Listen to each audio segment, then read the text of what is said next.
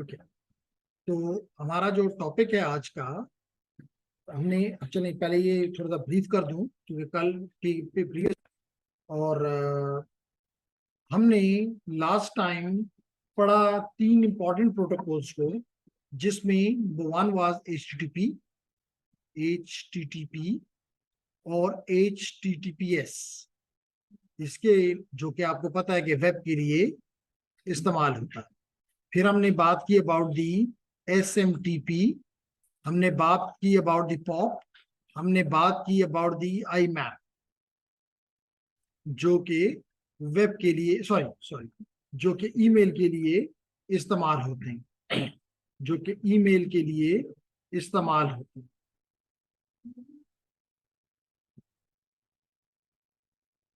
बात क्लियर होगी? कोई आइडिया है? इस पे कोई क्वेश्चन है आपका? HTTP स्टेटस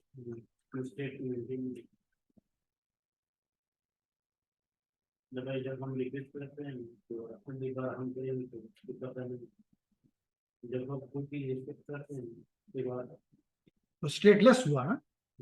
अच्छा, कहने का मकसद ये है, क्वेश्चन ये है कि तो क्वेश्चन जो है वो सिक्योरिटी के पर्सपेक्टिव से आता है कि HTTP जो है, जब भी कोई हमने चले उस तरफ भी आते हैं, हमने HTTP के वर्ब्स की बात भी की कामरान, जो कि हैं number 1 get, number 2 put, post, update, delete, और इसके अलावा भी चंद हैं। अब इनका क्वेश्चन ये है कि जब भी आपने कोई भी सर्वर से कुछ मांगना होता है तो आप गेट की वर्ब इस्तेमाल करते हैं, और गेट करते हैं तो वो इंफॉर्मेशन उसके पास, और गेट में भी क्या करते हैं, पहले चलिए इस पे भी एक्सप्लेन कर दूं कि आप सबसे पहले अपने ब्राउजर में एक URL लिखते हैं।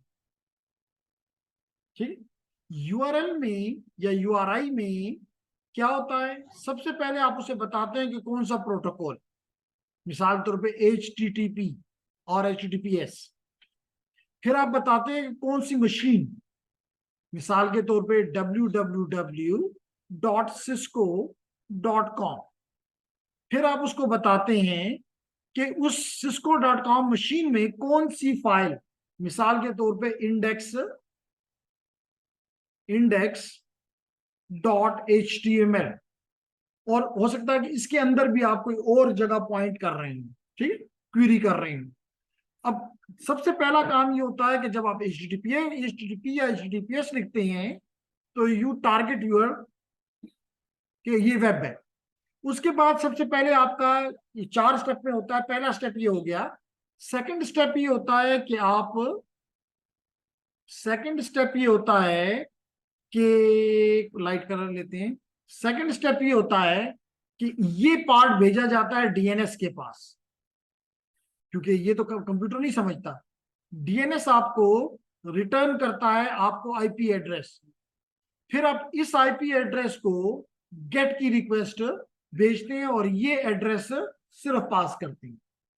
अब इनका क्वेश्चन ये है कि जब ये रिक्वेस्ट उस सर्वर के पास पहुंच गई तो सर्वर नॉर्मली आपकी हिस्ट्री या ये चीजें अपने पास रखने में इंटरेस्टेड नहीं होता, क्योंकि जरूरत नहीं है। इसीलिए वो आपको बाज़ औक़ात आपके एंड के ऊपर कुकीज को इंस्टॉल करवाता है आपसे इजाजत लेके नॉर्मली, और ताकि उस वो आपके जो सेशन है जो कि स्टेटलेस है उसको कुछ हद तक स्टेटफुल बना सके, ताकि उसको पता चले कि आपने प्रीवियस उसमें कौन से रिक्वेस्ट भेजी या उसने कौन से आपको रिस्पांस भेजे। सिर्फ रिक्वेस्ट नहीं है, सिर्फ मिसाल के तौर पे आपने कोई फॉर्म था, उस फॉर्म को फिल किया और सबमिट किया, या उस फॉर्म में आपने कोई चेंजेस की, या कोई आपने पिक्चर लोड की, या किसी चीज को आपने डिलीट किया। तो ये मोस्टली ये जो डिलीट का फीचर होता है सिर्फ एडमिनिस्ट्रेटर के लिए होता है।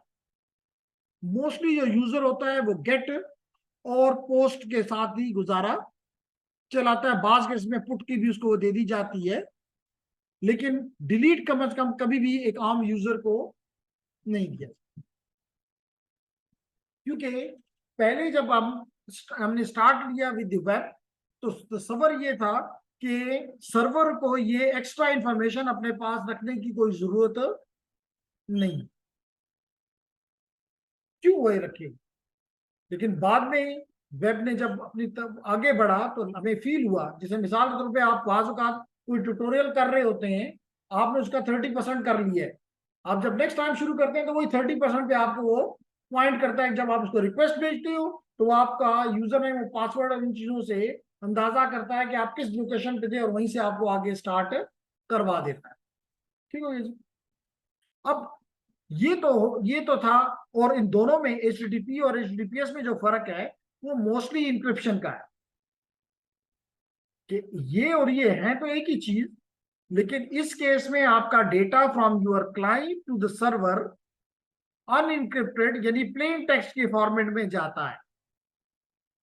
जबकि अगर आप HTTPS इस्तेमाल कर रहे हैं तो यहाँ पे क्लाइंट पे वो कर्म उसको मजबूर किया गया कि आप SSL या को इस्तेमाल करके या TLS को इस्तेमाल करके इसको इनक्रिप्ट करें और इनक्रिप्ट करके सर्वर की तरफ भेजें। फिर सर्वर उसको डिक्रिप्ट करेगा और उसको रीड करेगा, प्रोसेस करेगा, वापस जब उसको जवाब देगा तो वो भी उसको इनक्रिप्ट करके by using the same protocols इसकी तरफ भेजेगा, जो कि डिक्रिप्ट करने के बाद उसको अपनी स्क्रीन पे अपने ब्राउजर में ओपन करे। ठीक हो गया जी। इसके बाद हमने बात की थी कल अबाउट द ईमेल, और हमने कहा था कि हमारे पास 3 प्रोटोकॉल्स हैं, ये अलग है और ये दोनों में से कोई एक मोस्टली हम इस्तेमाल करते हैं। ठीक है, कैसा बात समझ आ रही? ओके, सो मोहम्मद नूर आपको समझ आ रही है?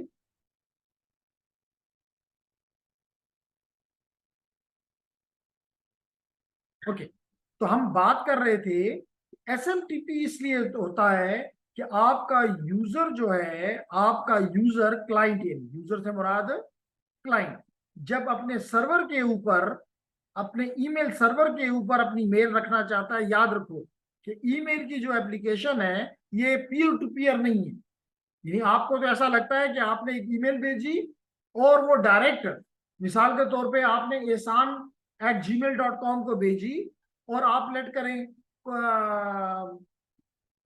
कोई भी यूजर है मिसाल पे कैसर@gmail.com, तो लगता तो ऐसे है कि ये दोनों एक दूसरे को डायरेक्टली कम्युनिकेट कर रहे हैं, but this is not the case.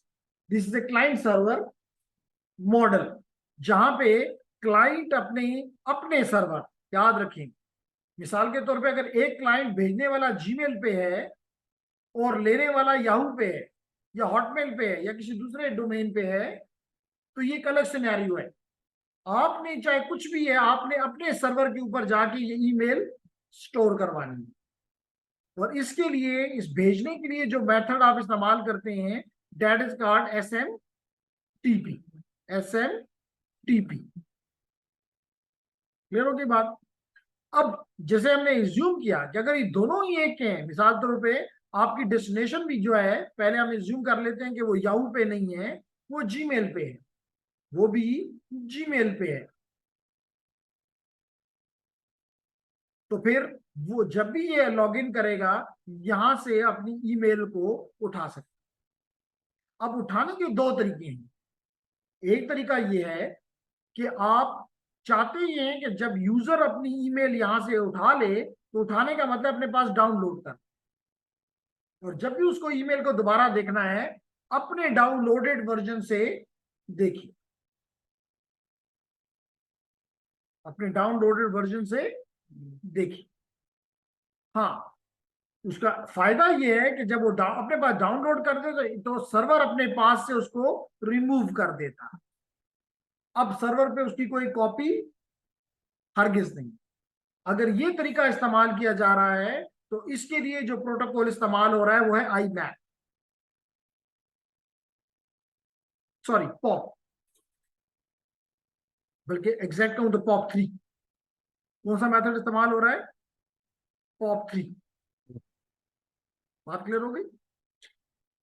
हाँ, फायदा क्या कि सर्वर पे लोड कम हो गया, लेकिन क्लाइंट के एंड पे मसला ये है कि अगर ये किसी दूसरे डिवाइस से दोबारा अपने सर्वर पे कनेक्ट होगा तो इसको वो ईमेल यहां पे नजर नहीं आएगी, क्योंकि इसने ऑलरेडी इस कंप्यूटर पे, लेट करें इसका ऑफिस का ये कंप्यूटर है, ऑफिस के कंप्यूटर पे डाउनलोड हो गई है, तो उसके घर के कंप्यूटर पे अब ये कभी भी दिखाई नहीं देगी। क्लियर हो गया जी? लेकिन अगर आप ये चाहते हैं कि नहीं, जिस कंप्यूटर पे भी मैं जाऊं, ऑफिस में हूं, घर पे हूं, मोबाइल पे हूं, वगैरह वगैरह, तो मुझे मिले, तो फिर instead of using the pop you will be using the I map में आप अपने कंप्यूटर पे उनको डाउनलोड नहीं करते, वो हमेशा सर्वर पे ही अवेलेबल रहता है। जैसे आप जीमेल पे करते हो, आप अपने कभी अपने मोबाइल से अपनी जीमेल को खोल लेते हो, कभी अपनी लैपटॉप पे खोल लेते हो, कभी अपने घर पे किसी डेस्कटॉप पे खोल लेते हो, तो आपको नजर आ रहा होती है अपनी ईमेल्स। इसका मतलब है कि you are using the I map.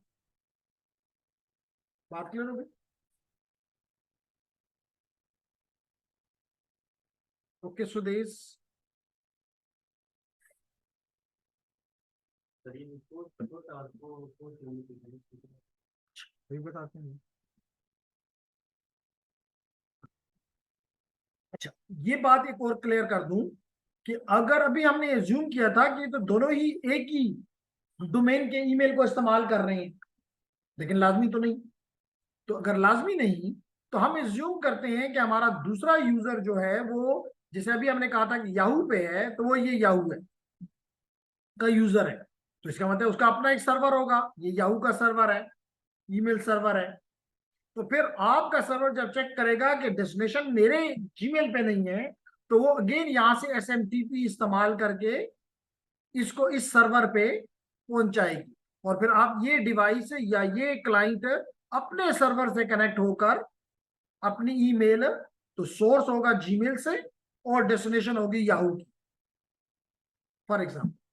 तो यहाँ पे SMTP यहाँ भी इस्तेमाल हुआ अपने सर्वर तक पहुंचाने, एक सर्वर से दूसरे सर्वर तक पहुंचाने के लिए दोबारा SMTP इस्तेमाल हुआ, और यहाँ पे इधर POP3 या IMAP इस्तेमाल।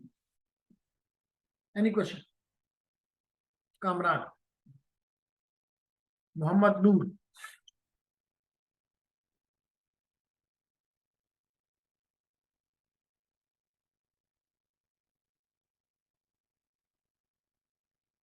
नो प्रश्न। तो फिर मैं अपनी स्क्रीन को क्लियर करता हूं और सिर्फ ये पार्ट रहने दूंगा जो कि जो कि वर्ब्स के साथ कनेक्टेड है, बाकी को डिलीट कर देता हूं, क्योंकि आज का मेरा टॉपिक जो है वो है बेसिकली IP एड्रेसिंग सर्विसेज।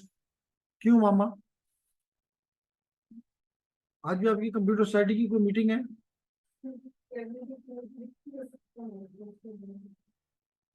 क्या कंप्यूटर सोसाइटी वाले कुछ ज्यादा ही काम नहीं करना शुरू कर दिया? इतना काम करें कि आपका असल काम ना खराब हो जाए।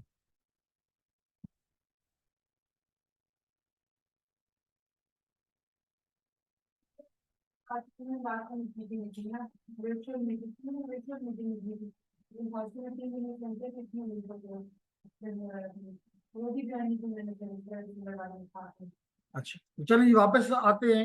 आपका क्वेश्चन था कि पोस्ट और कोट में क्या फर्क?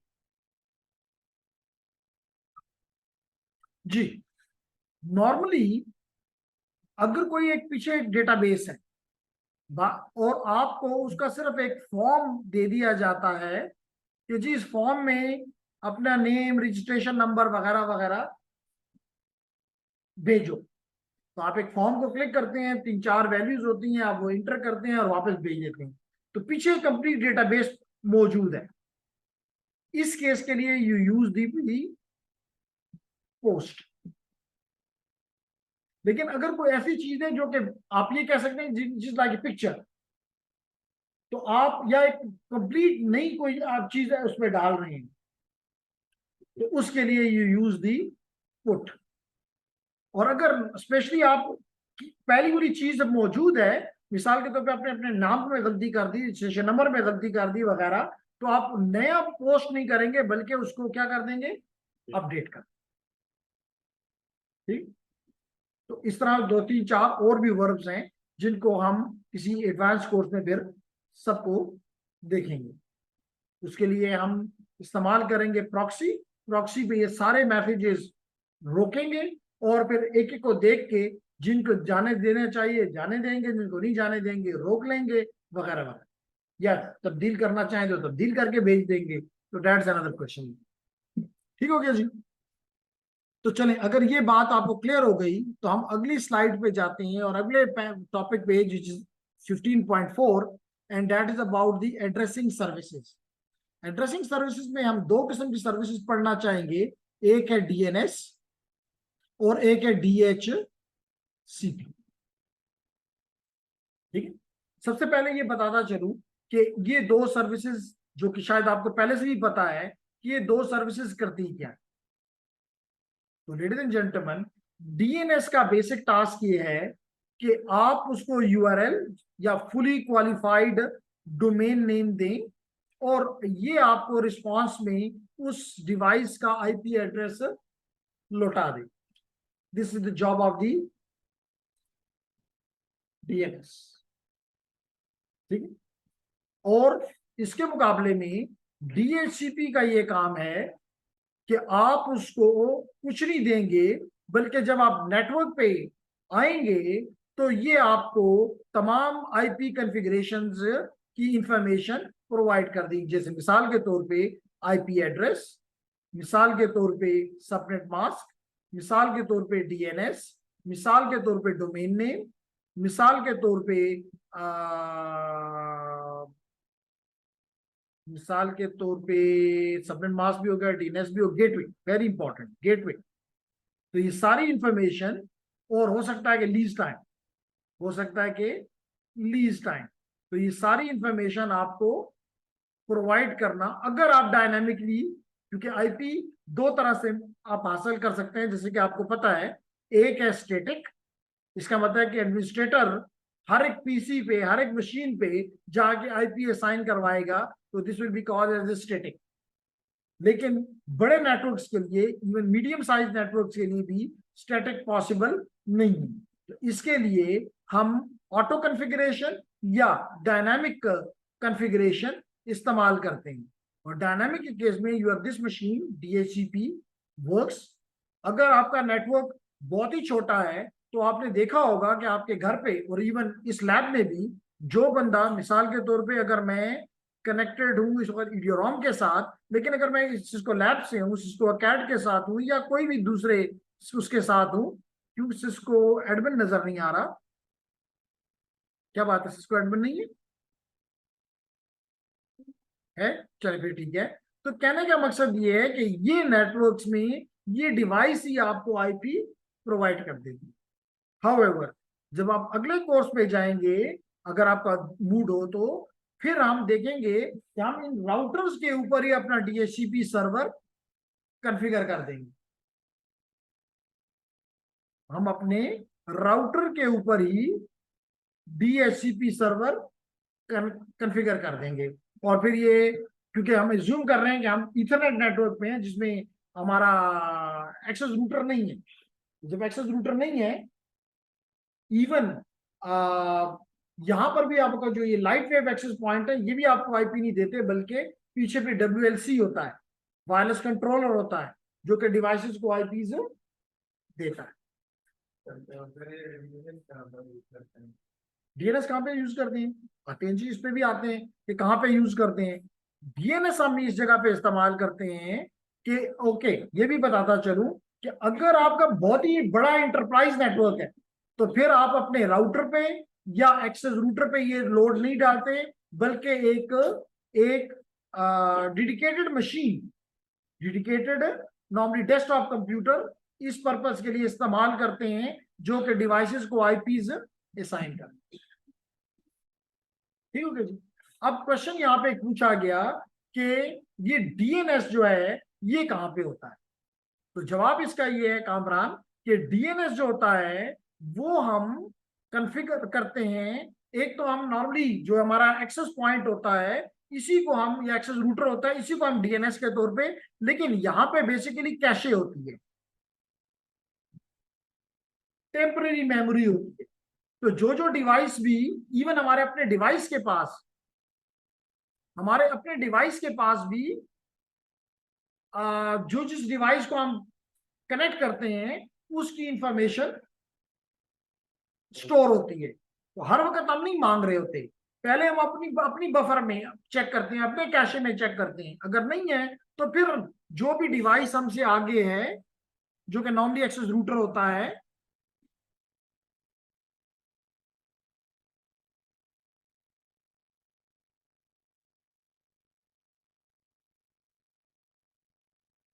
क्लियर है? ओके, ठीक है। तो हम बात कर रहे थे कि एक तरीका तो यह है कि हम अपने अपने ही कंप्यूटर पे हमारे ये चीज अवेलेबल होती है। प्रॉबेबली अगर मैं आपको दिखा सकता हूं तो मैं यहाँ पे जाके और कमांड दूं, नहीं नहीं नहीं नहीं, हाँ, display D IP config / display DNS. तो ये मुझे जितने भी, देखिए ये सारी, मैं सुबह से या जब से भी मेरा कंप्यूटर ऑन हुआ है, तो देखिए मिसाल तौर पे कोई ये, अब इसमें हम बात करेंगे कि ये अब इसको पॉइंट कर रहा है कि उसका आईपी एड्रेस ये है।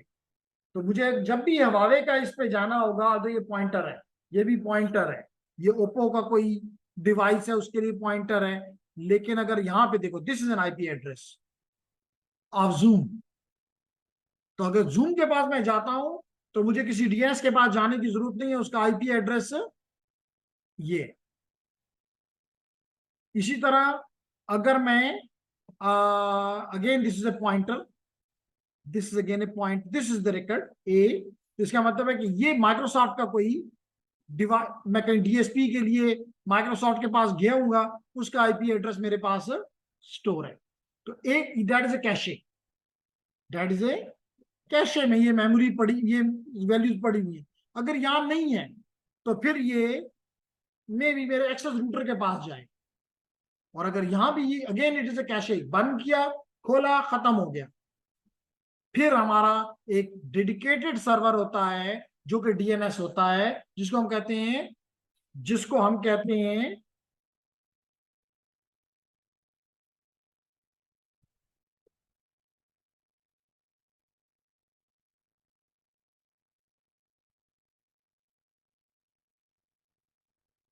जिसे अब मेरे लिए डीएनएस क्या दिया गया हुआ है,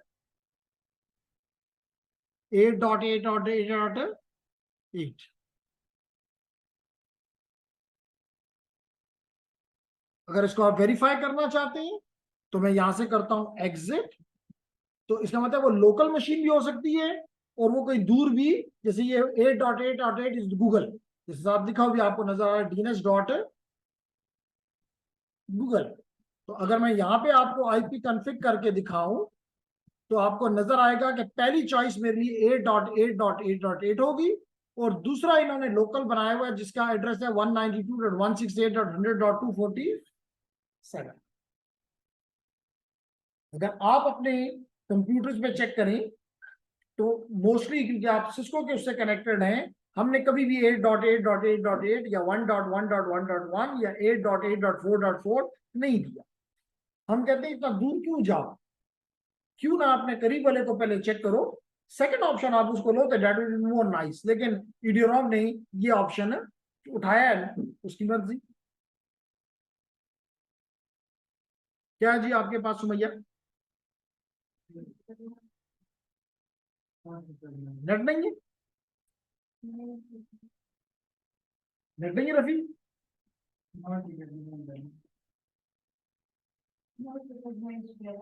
आपके पास क्या आ रहा है? हाँ बेशक,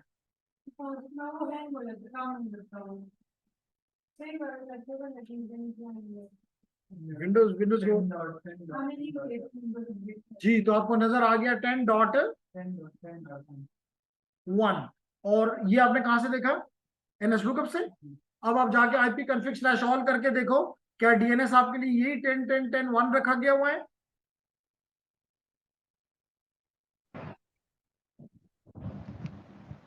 कायनात के पास क्या है? कैसर के पास क्या है?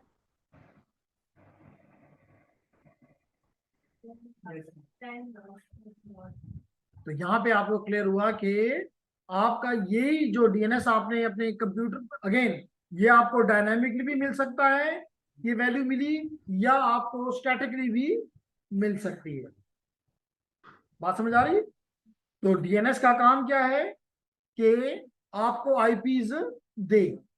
अच्छा, एक चीज और, अगर मिसाल के तौर पे मैं एनएस लुकअप के बाद यहां पे लिख दूं www.cisco.com, मिसाल के तौर पे कुछ भी आप लिखें, कोई मसला नहीं है, इंटर करो, तो देखिए इसने आपको बताया कि जी किसी नॉन अथॉरिटेटिव सर्वर से या अथॉरिटेटिव।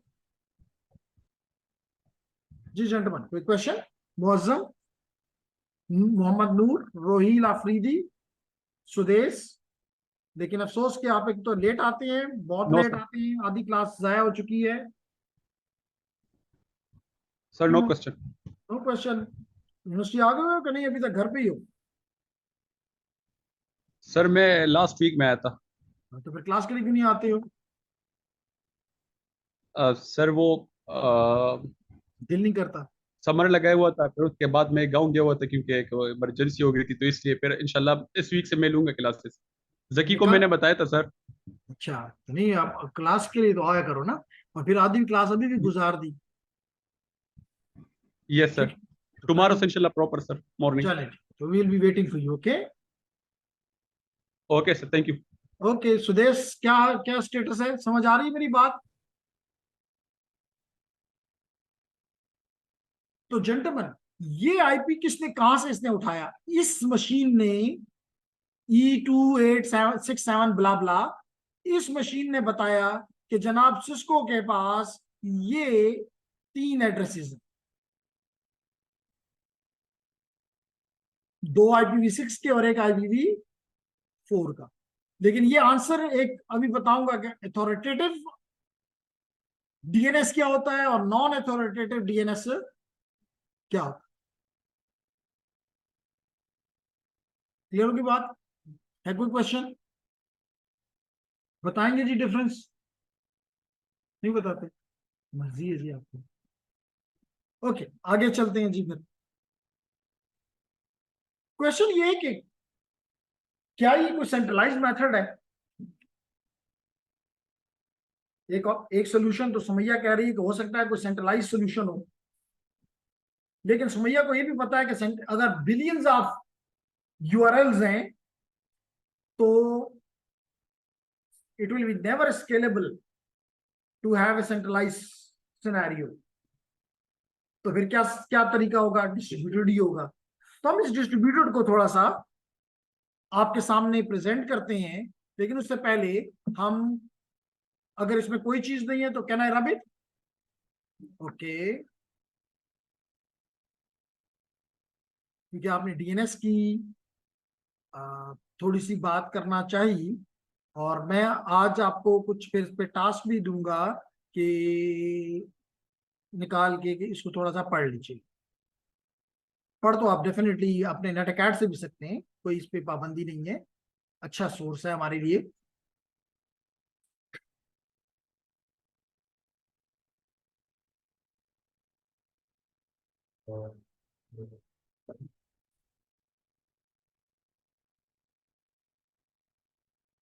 ओके, तो वापस आ जाते हैं।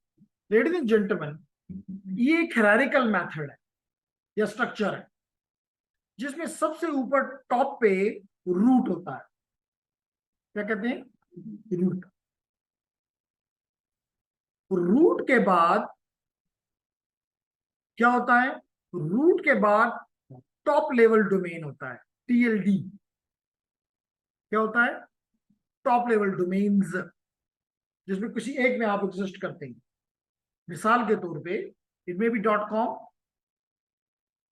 It may be .gov, it may be .jp, it may be .pk, it may be .edu, वगैरह वगैरह वगैरह.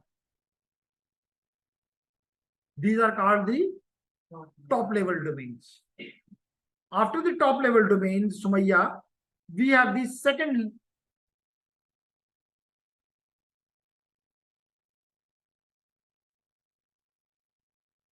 Okay.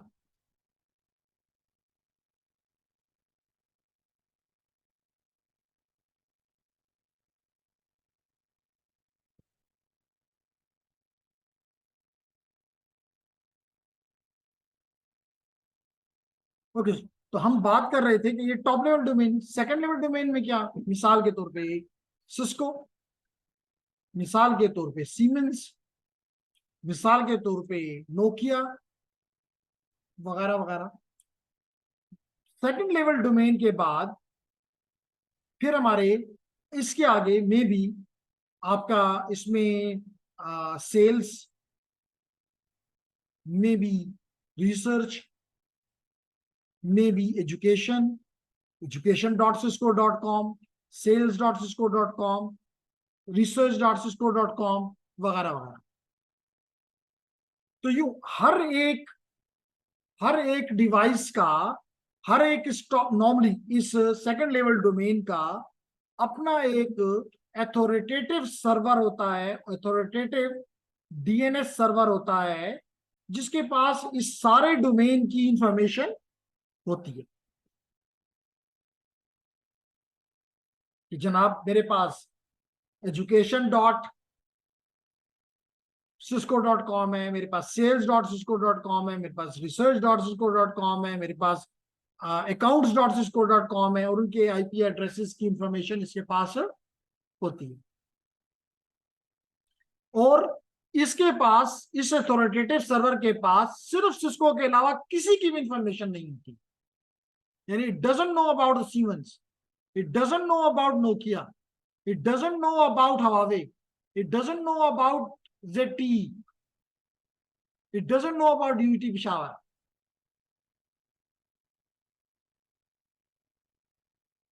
बात क्लियर होगी? ठीक है. अब किस तरह ये सारा गेम होता है उसको हम अब देखने की कोशिश करते हैं. होता कुछ यूं है कि आपने जब मुअज्जम, मोहम्मद नूर, रोहील और सुदेश, जो ही आप, जैसे मैंने आपको कहा, सबसे पहला काम तो ये होगा कि आपने कोई रिक्वेस्ट की किसी आईपी के लिए, तो आप अभी आपने देखा कि आपके लोकल कंप्यूटर के अंदर भी एक कैशे मौजूद है जिसमें जो आपने यूज किए हैं लास्ट फ्यू आवर्स में उनकी इंफॉर्मेशन वहां पे मौजूद है, तो आप वो इस्तेमाल कर लें. नहीं है तो आप अपने डीएनएस के पास, डीएनएस कैशे के पास चले जाएं. अगर है तो अच्छी बात, और मोस्टली आपको यहां से कुछ ना कुछ मिल जाए.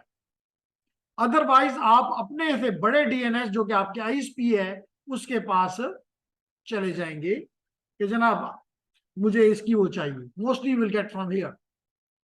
नहीं है तो then you will directly go to the root.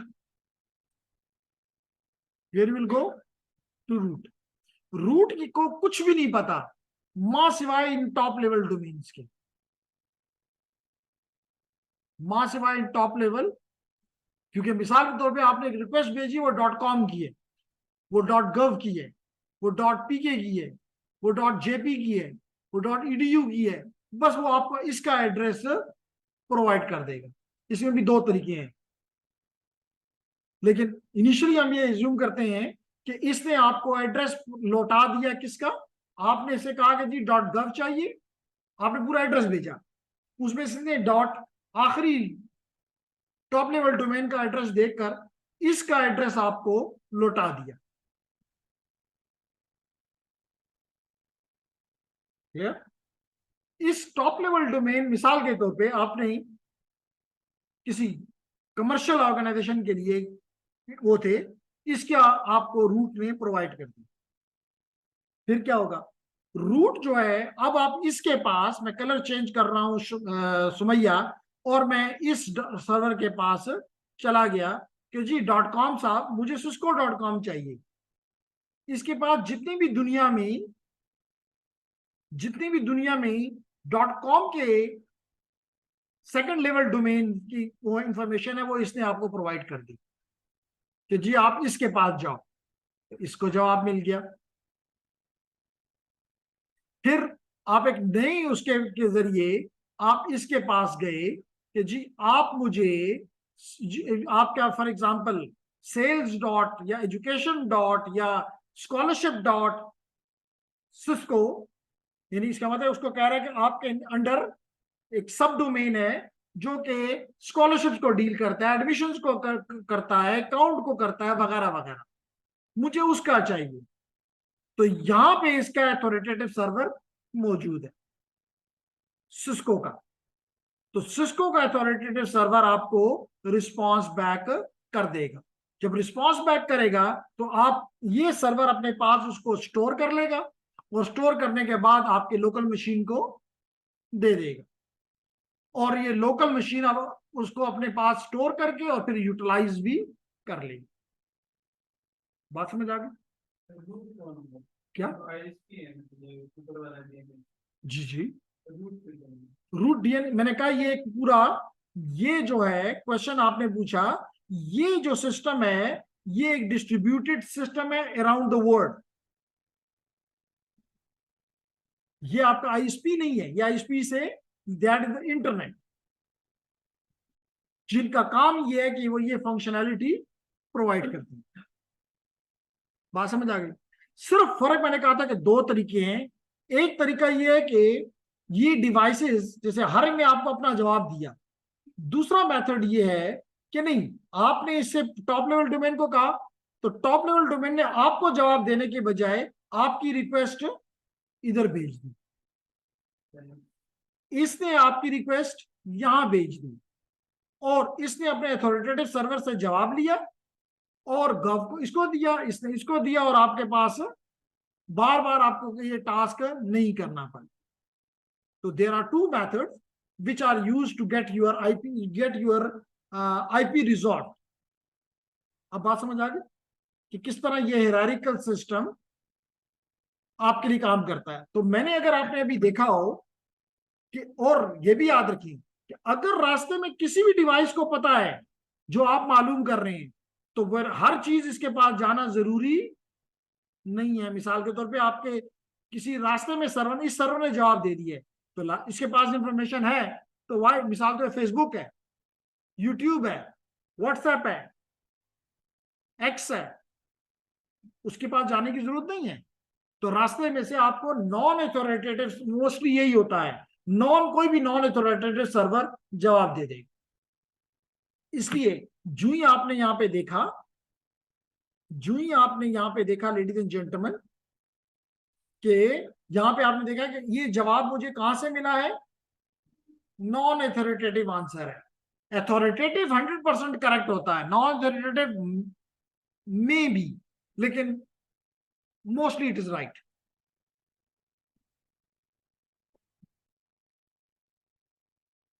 Ji, any question?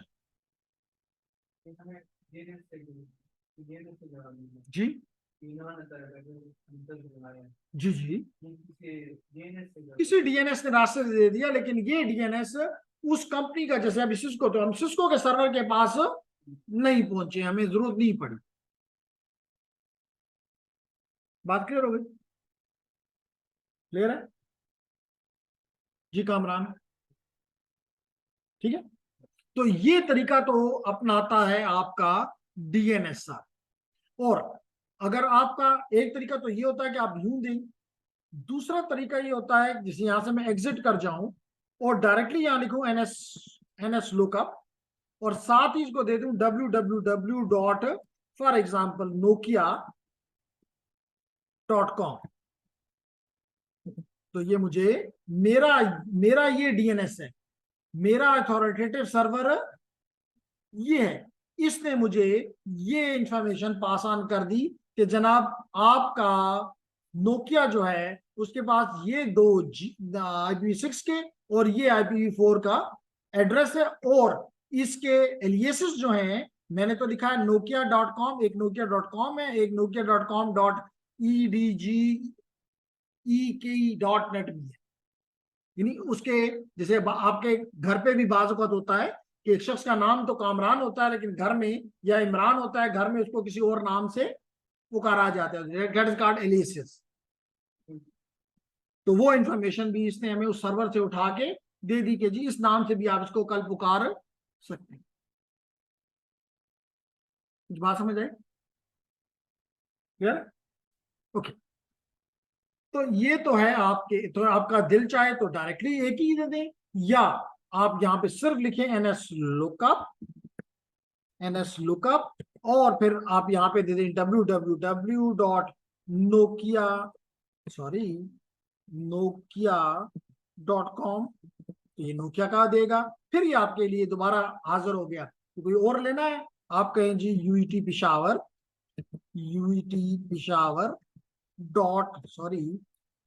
.edu.pk,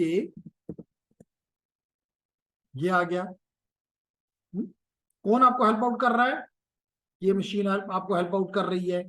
इसी तरह आप कोई और देना चाहते हैं, मिसाल के तौर पे university of Peshawar UP.edu.pk yes, ये आ गया, एंड सो ऑन। अभी भी आपकी खिदमत के लिए हाजिर है। निकलना हो तो एग्जिट लिखें, तो आप वापस अपने कंसोल पे वापस लौट आएंगे, कमांड लाइन पे वापस लौट आएंगे। है कोई क्वेश्चन? ठीक है। अच्छा, ये तो था स्टोरी एक ब्रीफ सी डीएनएस की। अब हम आते हैं, ये डेनिश पे इसके कहाँ करोगे? क्या होगा, डेनिश पे जो है वो सर कहाँ? कहाँ पे होगा? ठीक है जी, कैशे रैम में होती है। क्वेश्चन ये पूछा गया कि ये कैशे कहाँ पड़ा हुआ है, तो कैशे आपकी मेमोरी में ही एक स्पेस मख्तस कर दी जाती है, जो कि आपकी सॉरी सॉरी, कैशे आपने पूछा। जवाब देता हूँ, कैशे जवाब देता हूँ।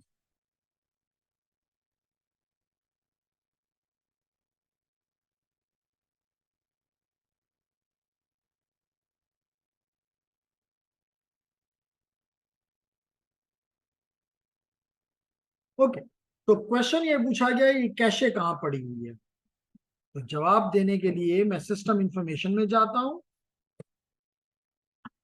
और यहां पे मैं बताना चाहूंगा कि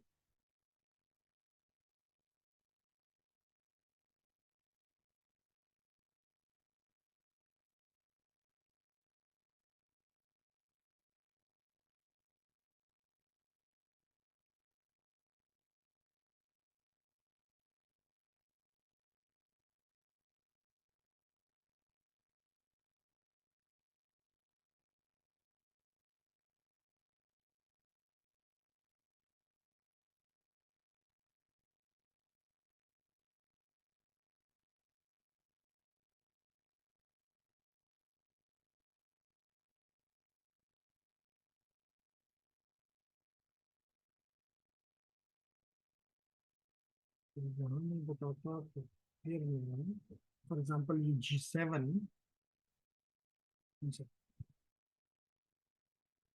डेल G7,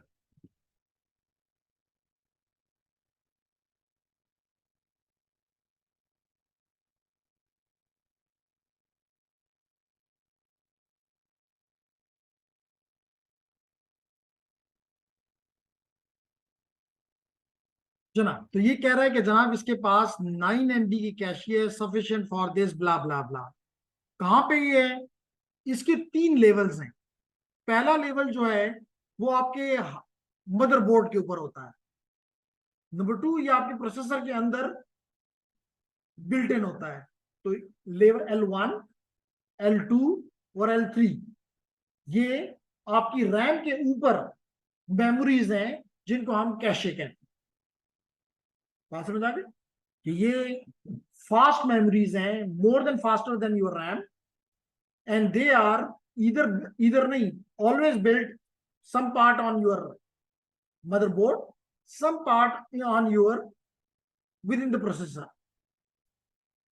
ठीक है, क्यों जी कंप्यूटर साइंस वाले हार्डवेयर के एक्सपर्ट हो, ऐसी बात है, ठीक है, ओके। लेकिन यहाँ लिखी होती थी सिस्टम इंफॉर्मेशन के अंदर, आज क्यों नहीं मिली आई डोंट नो, लेकिन देख लेंगे, नॉट एन इशू। ओके, तो हम बात कर रहे थे कि जनाब ये तो हो गया हमारा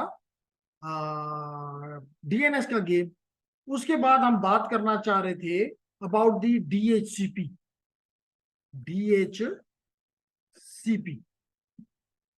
डीएचसीपी का रोल इस क्लास में इज अबाउट आईपी वर्जन 4, लेकिन एक ब्रीफ सा हम आईपी वर्जन 6 के बारे में भी बात कर लेंगे, ठीक। आईपी वर्जन 4 में होता यह है कि 4 स्टेप प्रोसेस होता है जिसको दोरा भी कहा जाता है, यानी डीएचसीपी डिस्कवर, साथ डीएचसीपी खुद लगा लें, DHCP offer, DHCP request and DHCP acknowledgement.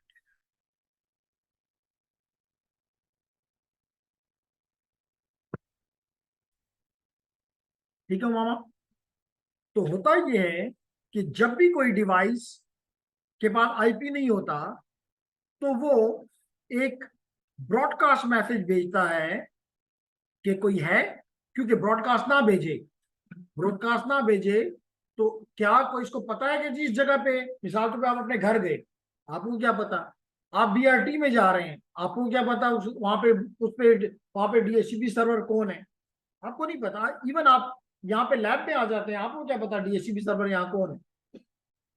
तो एक भी डीएचसीपी सर्वर हो सकता है और मल्टीपल भी डीएचसीपी सर्वर्स हो सकते हैं।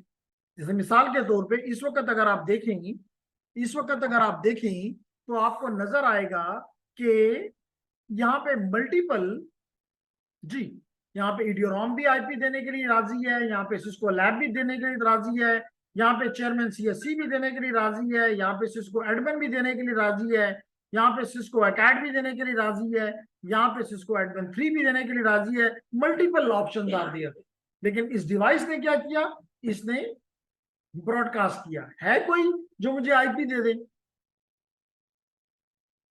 क्लियर? इसके जवाब में जो जितने भी डिवाइसेस हैं सब पे लाजिम है कि आपको रिस्पॉन्स करें, ऑफर करें कि जनाब मैं आपको ये आईपी, ये सबनेट मास्क, ये गेटवे, ये डीएनएस, ये डोमेन नेम, ये गेटवे शायद मैंने कह दिया, ये चीजें मैं आपको ये लीज टाइम दे सकता हूं। मोस्टली ये होता है कि जो पहली आपको ऑफर आती है आप उसी को एक्सेप्ट कर लेते हैं, और नहीं करते तो सेकंड ऑप्शन आपके पास, मतलब मल्टीपल अगर हैं तो ठीक है, यू कैन गो। लेकिन मोस्टली यही होता है कि जो पहली ऑफर आपको आती है आप उसको एक्सेप्ट कर जाते हो, और एक्सेप्ट करके आप उसको एक मैसेज भेजते हो जो कि जैसे आपको नजर आया डीएचसीपी रिक्वेस्ट का। कैसे, कौन सा मैसेज भेजते हो? डीएचसीपी रिक्वेस्ट का। मकसद क्या है? इसके 2 मकासद हैं, और ये भी एक ब्रॉडकास्ट मैसेज होता है। आप कहेंगे ये ब्रॉडकास्ट भेजने की जरूरत क्या है? तो मामा ही जवाब दे सकती है, और तो हमें नहीं पता कि कहां से जवाब आएगा, वरना एक टेबल पीछे जाना पड़ेगा। मामा ने ये नहीं कहना कि पीछे ही चले जाओ, इसलिए उमामा ब्रॉडकास्ट करता है, ऑल्दो उसको पता है कि मुझे किसने दिया है। ब्रॉडकास्ट इसलिए करता है कि एक तो जिसने जिसने दिया वो सुन लेगा कि जनाब मेरी वैल्यू, मेरी चीजें एक्सेप्ट कर ली गई, तो मैं अपने डेटाबेस में एंट्री कर लूंगा कि जनाब इस मैक को मैंने ये आईपी इतने टाइम के लिए दे दिया। क्लियर? क्या नहीं? नहीं क्लियर? देखिए ना, मिसाल के तौर पे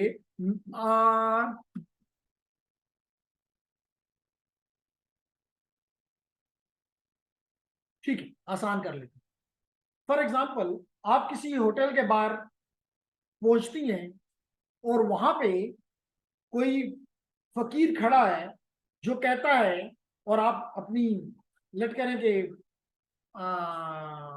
यूनिवर्सिटी की गाड़ी लेकर गए हुए हैं, तो मतलब मल्टीपल स्टूडेंट्स हैं, वो आपको आवाज लगाता है कोई सखी जो मुझे खाना खिला दे। अदरवाइज वो ये भी कह सकता है कोई जो मुझे पिज्जा खिला दे।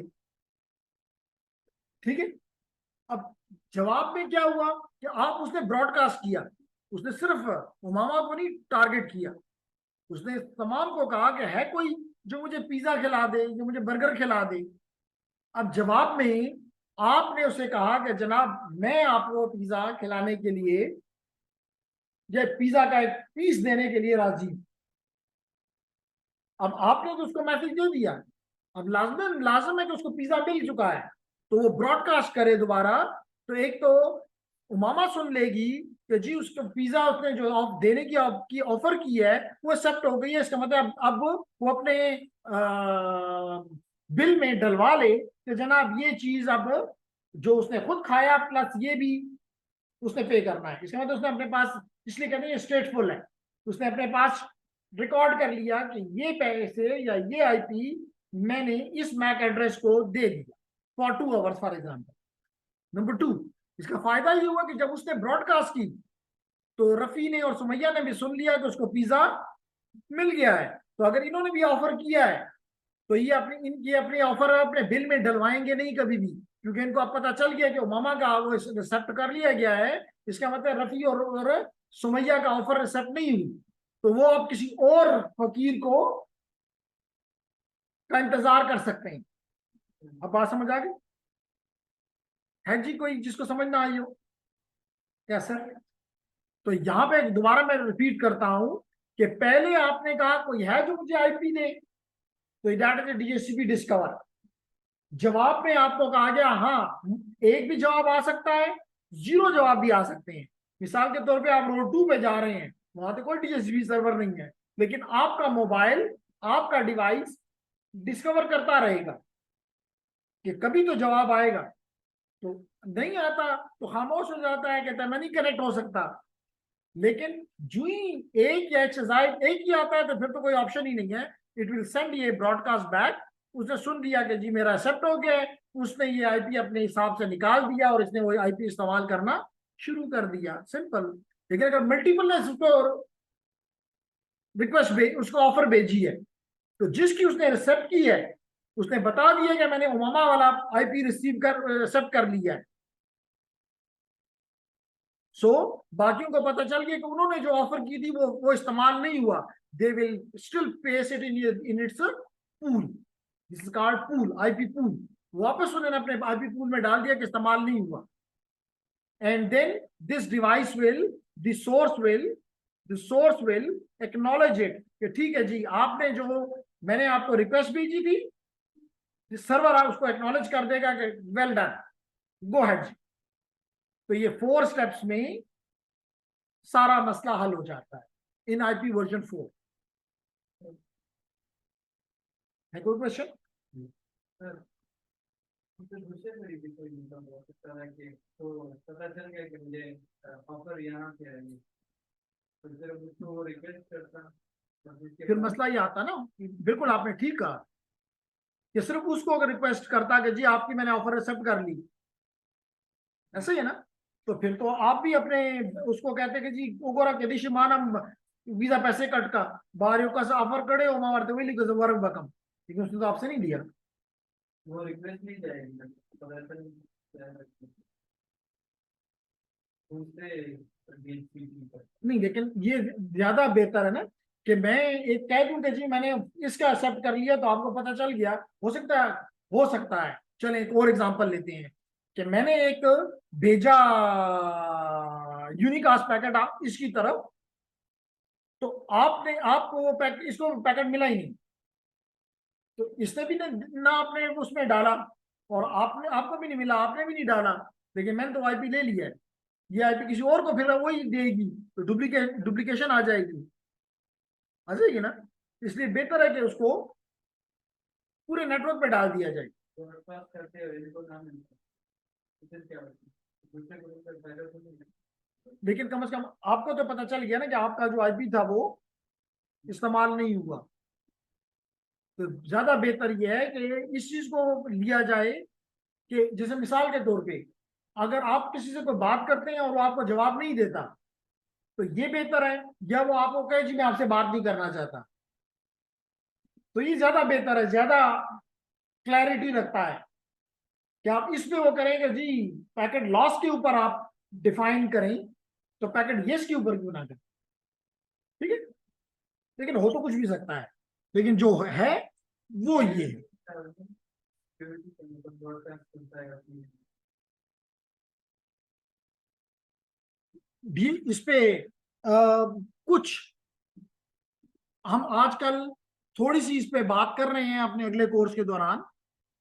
और हर चीज जो है चाहे वो बनाई तो इस पर्पस के लिए जाती है विच इज ऑलवेज गुड, इस्तेमाल करने वाला उसको गलत इस्तेमाल करता है, इसमें कोई शक नहीं है। मिसाल के तौर पे मिसाल के तौर पे मैंने जो रियल जेन्युइन डीएचसीपी है वो यहाँ पे लट करें हमारे डेटा बॉक्स में पड़ा हुआ है, और आप यहां से मुझे कहें कि मैं आपके लिए डीएचसीपी हूं, मिसाल के कर सकते हैं। और आप मुझे जो आईपी जो भी ये इंफॉर्मेशन पास ऑन करेंगे दैट इज रॉन्ग। मिसाल तो आप अपने आप को गेटवे बता देते हैं, गेटवे तो आप नहीं है, आप तो मुझे बाहर की दुनिया से नहीं मिला सकते, लेकिन आप मुझे कहते हैं गेटवे, तो मैं तो आपको ही गेटवे मानूंगा, आपको मैं अपना डेटा देना शुरू कर दूंगा, तो आप तो मैन इन द मिडल बन गए। तो खराबियां तो हर जगह पे हैं, लूप होल तो हर जगह पे है, वल्नरेबिलिटी तो हर जगह पे है, लेकिन वो उनको टैकल करना फिर एक अलग। लेकिन what is existent that is this. ठीक है समझिए।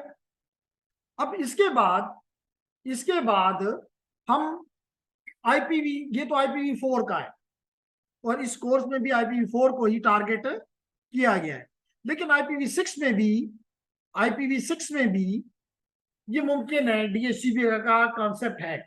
लेकिन यहाँ पे दो किस्म के डीएचसीपीज हैं, एक उमामा स्टेटलेस है और दूसरा स्टेटफुल है। स्टेटफुल कुछ हद तक इसी तरह का है जिस तरह के मैंने आपको ये एक्सप्लेन किया। क्यों? क्योंकि अगर मैं अभी आपको बताऊं या आप करके देखना चाहें कि जनाब जिस सर्वर के साथ आप कनेक्टेड हैं डीएचसीपी सर्वर के साथ, उसने कौन कौन से आईपी एड्रेसेस किस किस मैक एड्रेस को दिए हुए हैं, yes it can be checked, क्योंकि उसके पास इंफॉर्मेशन है, इसलिए it can be checked, that the reason it is stateful. लेकिन अगर उसके पास अगर इंफॉर्मेशन ना हो तो दिस इज कॉल्ड स्टेटलेस। तो IPv6 में स्टेटलेस भी है और स्टेटफुल भी है। ठीक है, और इसके लिए जो मैसेजेस इस्तेमाल होते हैं IPv6 में उसको कहते हैं राउटर एडवर्टाइजमेंट और राउटर सोलिसिटेशन।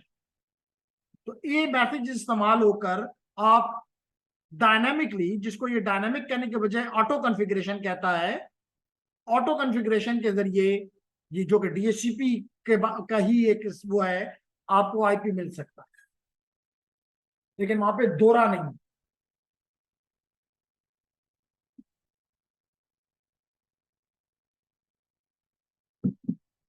क्लियर है? तो लेडीज एंड जेंटलमैन, अगर ये क्लियर है तो फिर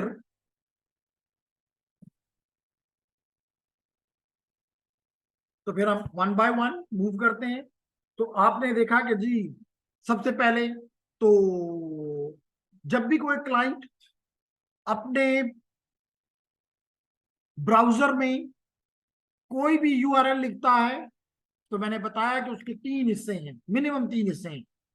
एक प्रोटोकॉल के आगे उस सर्वर का नाम, और सर्वर के अंदर फिर कौन सी डॉक्यूमेंट, और फिर उस डॉक्यूमेंट के अंदर कौन सा हिस्सा।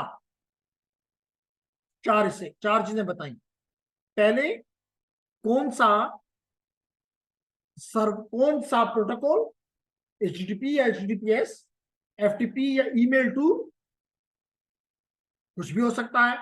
तो कोई भी प्रोटोकॉल, फिर वो प्रोटोकॉल आपको किस सर्वर पे लेकर जाए, और सर्वर पे आपको कौन सा डॉक्यूमेंट चाहिए, और डॉक्यूमेंट में आपको कौन सी लोकेशन चाहिए। कौन सी चीज को आप क्यूरी कर रहे हैं, ठीक है। लेकिन मशीन क्या करती है, आपका जो आपके डेस्टिनेशन का नाम है उसको उठा के उस सर्वर के पास जाने की बजाय, उस सर्वर के पास जाने की बजाय आपको किसके पास ले जाती है, डीएनएस सर्वर के, कि जी इसका आईपी तो दो ना, मैं तो www.cisco.com नहीं समझता। अब हम ये जूम कर रहे हैं कि इसके कैशे के पास बात को तो आपको क्लाइंट को जाने की जरूरत ही नहीं थी, क्लाइंट के पास खुद ये इंफॉर्मेशन होती है, क्योंकि मैं दिन से मे भी 70 दफा cisco.com कर चुका हूं, मेरे कैशे में ये मौजूद है। तो कैशे से उठा के वो डायरेक्टली उस सर्वर के पास चला जाएगा। लेकिन अगर नहीं है तो जो भी मेरा डीएनएस है मैं उसके पास जाऊंगा, डीएनएस मुझे उसका आईपी वही सॉरी वही प्रोसेस का कोई भी प्रोसेस करके मुझे ये आईपी उसने दे दिया, और फिर मैंने उसको उस आईपी के इस्तेमाल करके अपने टारगेट की तरफ पहुंच गया। आईपी हमारे लिए डीएचसीपी देता है, लेकिन cisco.com का आईपी मुझे कौन बताएगा, डीएनएस पर। तो यहां पे अगर आप थोड़ा सा इसको हम बड़ा कर दें,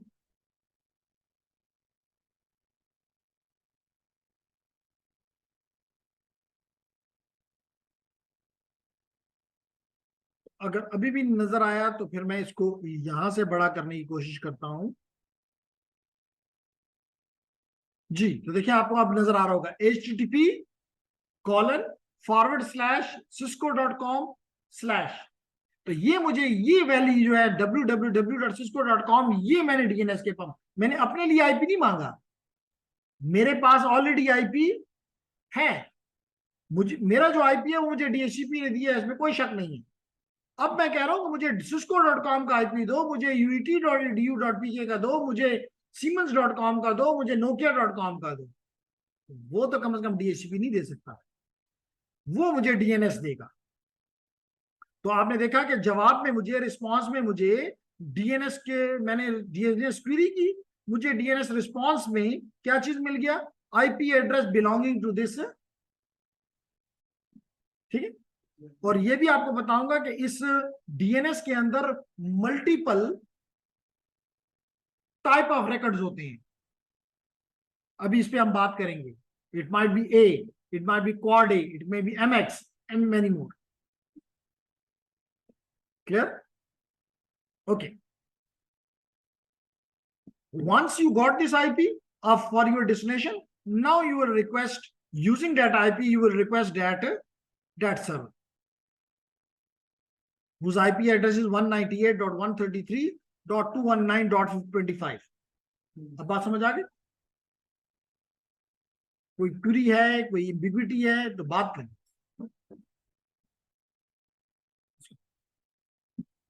जी रिक्वेस्ट करते हैं तो हमारे पास तो हमें ये नहीं पता होता कि डीएनएस की आईपी है।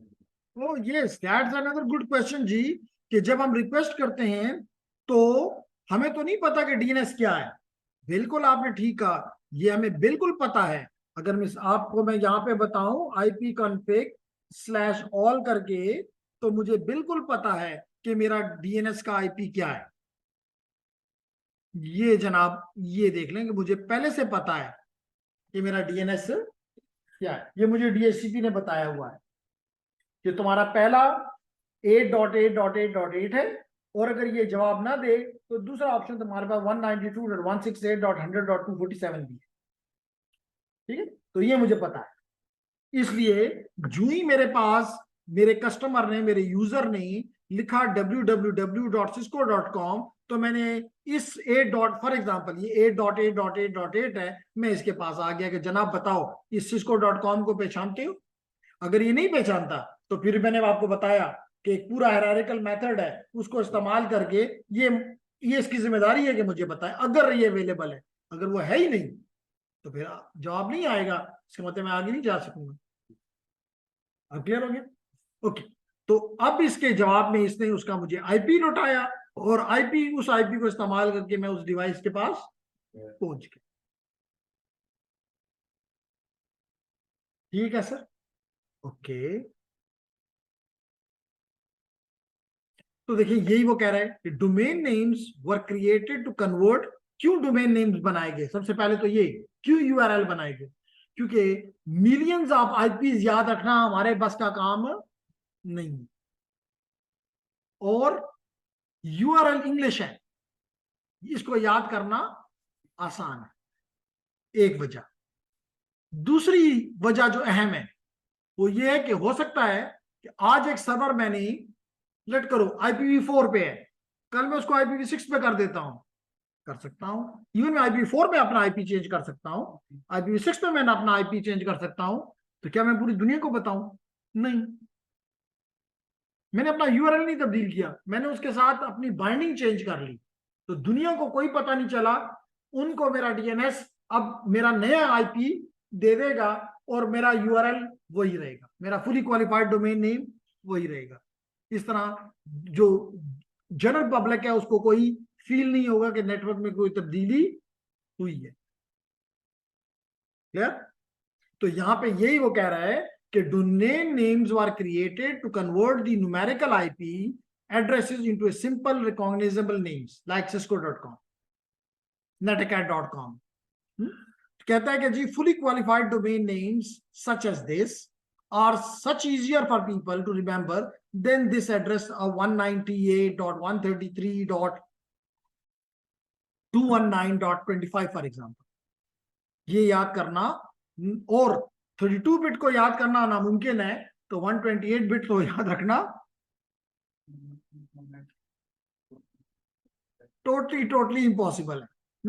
तो इसलिए ये डोमेन नेम हमारे लिए ज्यादा इफेक्टिव है। कहते हैं DNS protocol defines the automated service, this is an automated service. खुद आपने सिर्फ एक, आपकी मशीन ने एक मशीन को जाके डीएनएस मशीन को कहा कि जी मुझे चाहिए, बाकी सारा ऑटोमेटेड सिस्टम है, वो आपको उसका आईपी वापस करेगा। ठीक, so that matches the resource name with the required numeric IP address. It includes the format for query, response and data। आप एक क्वेरी करते हैं, आपको रिस्पॉन्स आता है, और इस क्वेरी और रिस्पॉन्स के दरमियान डेफिनेटली कोई डेटा जाता है। ठीक, ओके। अब जैसे मैंने आपको कहा कि ये डीएनएस मैसेज का एक अपना फॉर्मेट है, और इसके लिए मैंने अभी आपसे कहा था कि मुख्तलिफ रिकॉर्ड टाइप्स, बल्कि मैं चाहूंगा कि आप लोग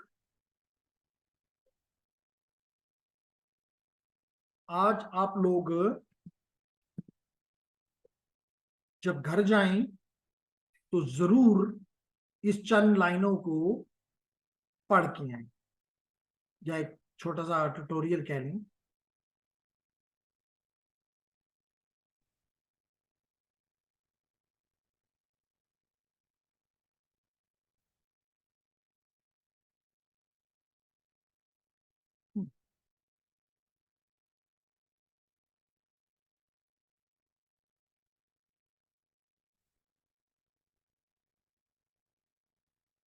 डीएनएस इन डिटेल, इसकी ये मैं आप लोगों के साथ कंट्रोल सी करके और आपके आईटीएन में ये मैं इसका लिंक पास ऑन कर देते हैं। ये अब यूआरएल याद रखना आसान है, तो इसको जाके आपने, ये आपको एक्सप्लेन करेगा कि व्हाट इज डीएनएस, ये आपको एक्सप्लेन करेगा कि ये हायरार्की अभी मैंने आपके सामने प्रेजेंट की, root, top level domain, second level domain, फिर सब डोमेन्स। देखिए top level domain, second level domain, sub domains. और सबसे अच्छी बात यह है कि आपको सिखाने के बाद कुछ आप पे छोटे छोटे क्वेश्चंस भी करेगा, और अगर आपने